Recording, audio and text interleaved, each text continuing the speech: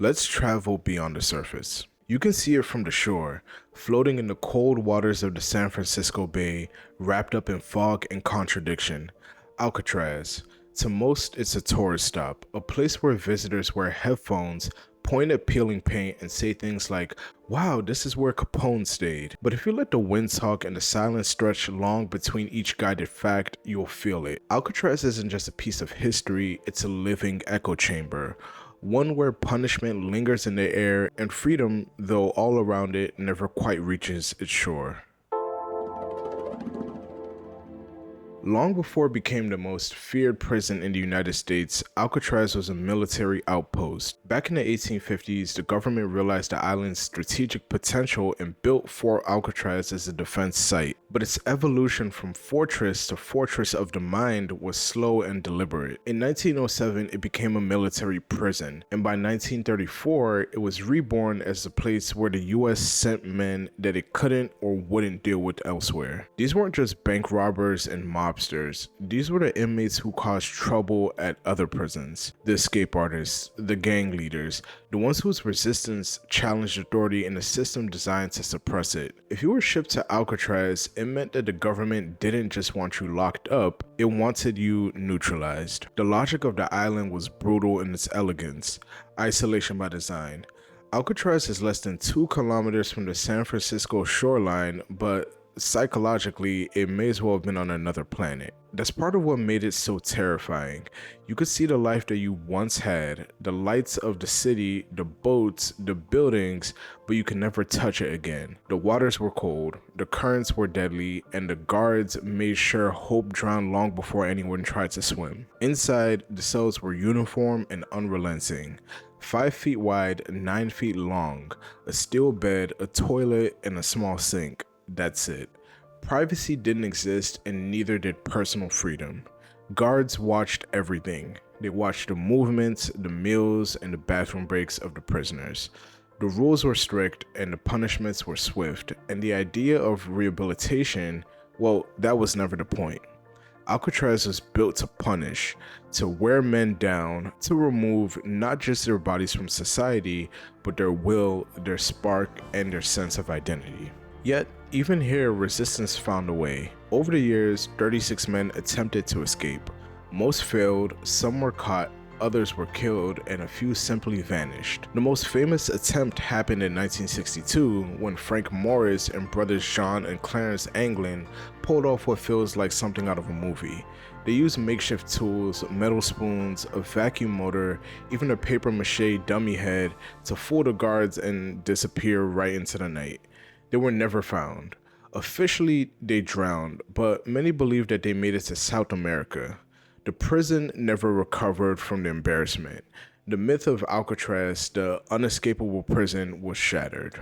A year later, in 1963, Alcatraz closed its doors, not because it was too cruel, but because it was too expensive. The salt water had corroded the buildings, and the logistics of running an isolated prison weren't sustainable, so the government abandoned it. Just like that, the cells emptied, the guards left, and the island fell into a silence that it hadn't known in over a century. But silence doesn't always mean peace, and Alcatraz wasn't done being a symbol. In 1969, a group of Native American activists landed on the island and claimed it as theirs, not metaphorically but literally. They cited this 1868 treaty, which stated that unused federal land should be returned to indigenous people. Alcatraz, they argued, was exactly that, so they occupied it, not as a protest alone, but as a vision. They brought supplies, set up schools, painted murals, they lit fires and raised flags and told stories on land that long had tried to silence them. The occupation lasted 19 months and became a turning point in indigenous activism.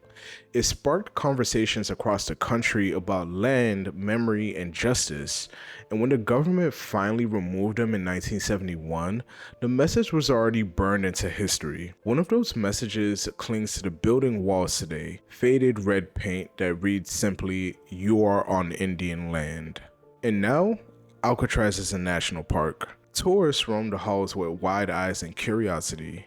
They take pictures in front of rusted cell doors. They walk the yard where the inmates once stretched their legs under watchtower shadows. But even with all the brochures and badges, the island has never truly felt free. That's the strange thing about Alcatraz. It's open now, but it still feels closed. The prison walls are cracked, but the logic remains intact. You can't walk everywhere. Signs tell you what's off limits. Rangers watch from a distance, and cameras track movement. It's still a place that's defined by its boundaries. Because prisons don't just confine bodies, they shape space, they architect control, and that control doesn't vanish when the last inmate leaves. It seeps into the walls, the layout, the design. You can repurpose a prison, but it's hard to unprison the place. Try saying that 5 times. That's what makes Alcatraz so haunting. It's not haunted in the ghost story sense, though some swear it is. It's haunted in the way that memory clings to certain places. There's a reason the air feels heavier, when even on a sunny day, that chill creeps into your jacket. You're not just standing in history, you're standing in a system that was built to crush spirit and never fully dismantled.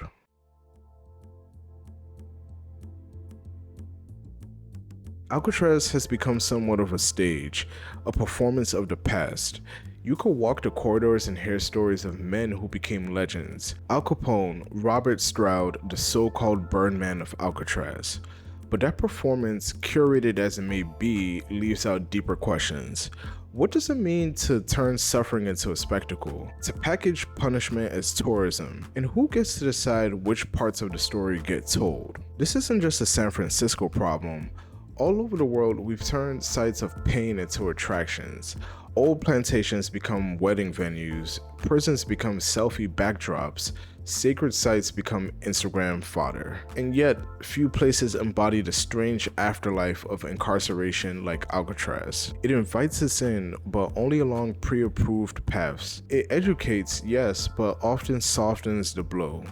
It remembers but rarely challenges. And maybe that's the final lesson of Alcatraz.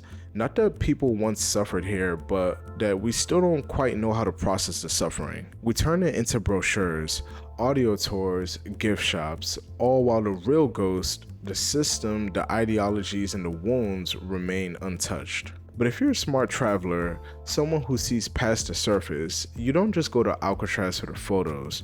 You go to feel, to reflect, and to ask better questions. You notice the graffiti isn't on the map.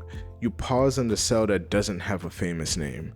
You listen to the wind as though it moves through the empty hallways and think about who never made it off that island. You wonder how many places like this still shape our world, even when we pretend that they don't. At GUIKE GRIOT, we're flipping the map to what really matters. But to keep bringing you stories from the front line and not just behind the desk, we need your full support. If you believe in smarter travel, deeper storytelling, and crystal clear visuals, consider supporting GUIKE GRIOT on Buy Me a Coffee to keep the content going and the stories flowing.